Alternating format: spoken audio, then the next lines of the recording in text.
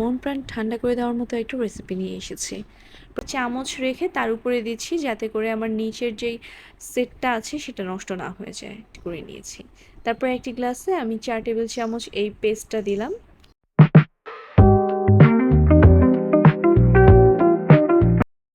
আসসালামু আলাইকুম। ফ্লেভার নেস্টে আজকে আমি এই গরমে আপনাদের মন প্রাণ ঠান্ডা করে দেওয়ার মতো একটা রেসিপি নিয়ে এসেছি। প্রথমে আমি 1 কাপ ডাবের পানিতে হাফ কাপ রুহ আফজা খুব সুন্দর করে মিশিয়ে নিচ্ছি। এখন আমি এখানে দিয়ে দিব 1 চা চামচ আগার আগার পাউডার। এই মিশ্রণটাকে খুব সুন্দর করে মিশিয়ে নিতে হবে যাতে কোনো লাম্প না থাকে। এখন এই মিশ্রণটাকে আমি একটু গরম করে নেব। যতক্ষণ এটাতে সুন্দর বলক চলে আসে ততক্ষণ পর্যন্ত একটু ওয়েট করতে হবে। আপনারা যারা আমার এই চ্যানেলটা এখনো সাবস্ক্রাইব করেনি কাইন্ডলি সাবস্ক্রাইব করে দিবেন। আর যারা এখন আমার এই ভিডিওটা দেখছেন আমার এই ভিডিওটাতে একটা লাইক করবেন, কমেন্ট করবেন। দেখতেই পাচ্ছেন খুব সুন্দর হয়ে বলক চলে এসেছে। এখন আমি এটা নামিয়ে একটা পাত্রে সেট হওয়ার জন্য দেব। নর্মাল টেম্পারেচারে এটা ঠান্ডা হতে হতে কিন্তু খুব ভালোভাবে সেট হয়ে যাবে। আমি যেহেতু আজকে এই পুডিংটা 2 লেয়ারে করব, সো এখন আমি আরেকটা লেয়ারের জন্য সেট করে নিচ্ছি।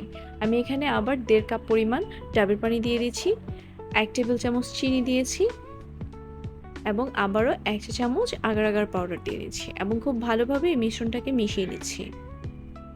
এবার আমি এই পাত্রটা চুলায় বসিয়ে আবারও বলক আনার জন্য ওয়েট করব।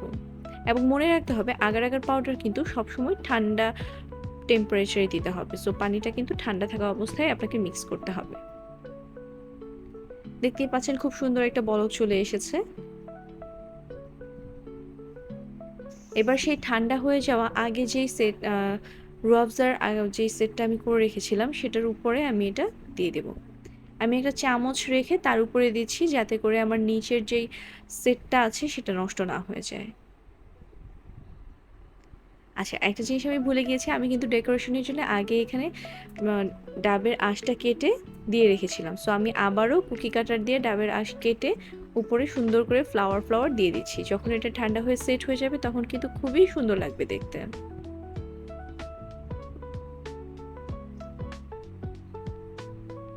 সো এই তো চলে আসলাম আবারও 1.5 থেকে 2 ঘন্টা পরে। দেখেন খুব সুন্দর হয়ে কিন্তু পুডিংটা সেট হয়ে গিয়েছে।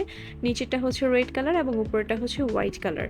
দুইটা লেয়ারই এখানে খুব সুন্দর বোঝা যাচ্ছে এবং খেতেও কিন্তু এটা খুবই চমৎকার হয়েছে। আমি একটু কেটে দেখাচ্ছি।